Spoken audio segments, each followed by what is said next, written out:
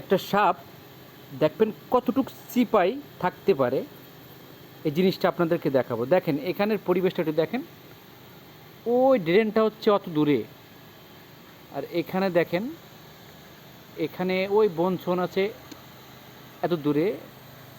দেখেন এই পরিবেশের ভিতর এখানে 2-3টে লাকড়ি ফেলানো আছে, এই লাকড়ির ভিতরে দেখেন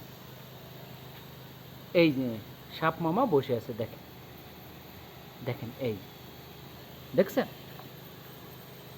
এই হচ্ছে সাপ। এটা ছোট্ট একটা জায়গায় বসে থাকে, যেটা ধরার মতো সাধ্য আপনার আমার নাই। এত সুন্দর একটা পরিবেশে কোথাও এই বাগান চোগান আছে, বন জায়গায় জায়গা আছে, এই সাইডে বাগান চোগান ভরা আছে, তা না এই যে একেবারে সরজমিনে এই যে যেখানে আমরা আমাদের অফিস, এই অফিসের সাইডে একেবারে এই চিপার ভিতরে এসে বসে আছে। এর এখনই আমি মামুর বাড়ি পাঠাবো। তো সবাই ভালো থাকবেন। এত জায়গা তুই কেন এইটা জায়গায় আসতে ওর, এই জিনিসটা আমার মাথায় ঢোকে না।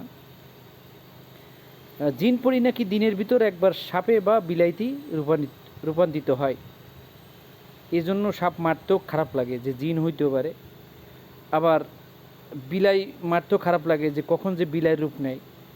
এর একটা তাড়া দিব, যদি চলে যায় তো ভালো, আলহামদুলিল্লাহ, না গেলে এখনই এর মামুর বাড়ি ফেটাই দেবো। ভালো থাকবেন।